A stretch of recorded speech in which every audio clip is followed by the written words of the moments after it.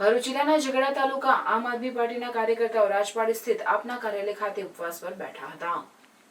આમ આદમી પાર્ટી દ્વારા ગુજરાત સ્થાપના દિવસે તમામ કાર્યકર્તાઓ તેમજ હોદ્દેદારો ઉપવાસ પર બેસવા માટે જાહેરાત કરવામાં આવી હતી। ગુજરાતની સુખ સમૃદ્ધિ અને સુરક્ષા માટે આપના કાર્યકર્તાઓ તેમજ હોદ્દેદારો એક દિવસ ઉપવાસ પર બેઠા હતા।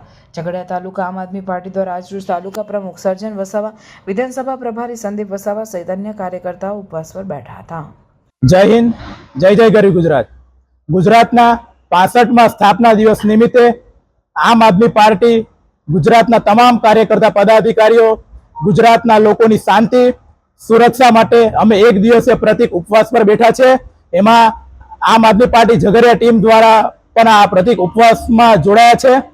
ગુજરાતના લોકો આર્થિક સમૃદ્ધ બને, ગુજરાતના લોકોને સુરક્ષા મળે, ગુજરાતના લોકો શાંતિમય જીવન જીવી શકે એવી અમે મા પ્રકૃતિના ચરણોમાં પ્રાર્થના કરીએ છીએ। જય હિન્દ, જય જય ગરવી ગુજરાત। આજે જે રીતે ગુજરાતની સુખ શાંતિ સલામતી ખોરવાઈ ગઈ છે એની સામે આજે અમે એક દિવસના પ્રતિક ઉપવાસ કરીએ છીએ।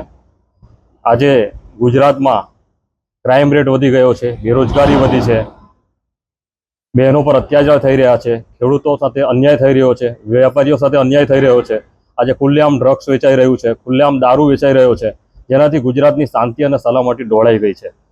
જેના માટે એક સમૃદ્ધ ગુજરાતની સ્થાપના થાય, એક નવું ગુજરાત બને એ માટે આજે અમે સમગ્ર ગુજરાતમાં આપના કાર્યકરો, હોદ્દેદારો બધા જ એક દિવસના પ્રતિક ઉપવાસ કરી રહ્યા છે અને પ્રકૃતિના ભગવાનને પ્રાર્થના કરી રહ્યા છે કે એક શાંતિમય, સુખમય અને સુરક્ષામય ગુજરાત બને। જય જય ગરવી ગુજરાત, જય ભારત।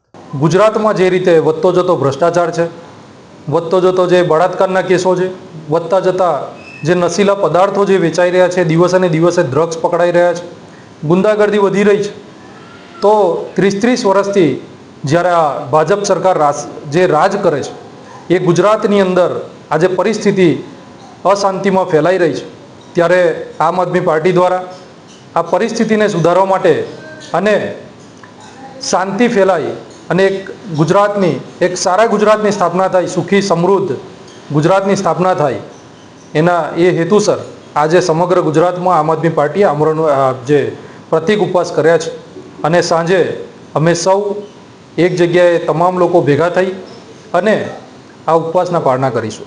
તમામ કાર્યકર્તાઓ પોતપોતાના ઘરે કરશે, જે ઉપવાસ કરશે સવારમાં, અત્યારે એ લોકોએ ઉપવાસ ચાલુ કરી દીધા છે, સાંજે કોઈ પણ પોતપોતાના ઘરે 2-5 લોકો ભેગા થશે એ રીતે પણ છોડશે। આજે અમદાવાદમાં અમારો એક મોટો કાર્યક્રમ પણ છે અને અમદાવાદમાં પણ ઘણા લોકો ભેગા થઈ આજે 1000-2000ની સંખ્યામાં ભેગા થઈ અને ત્યાં આગળ પણ આજે એ લોકો પાળના કરશે ઉપવાસના।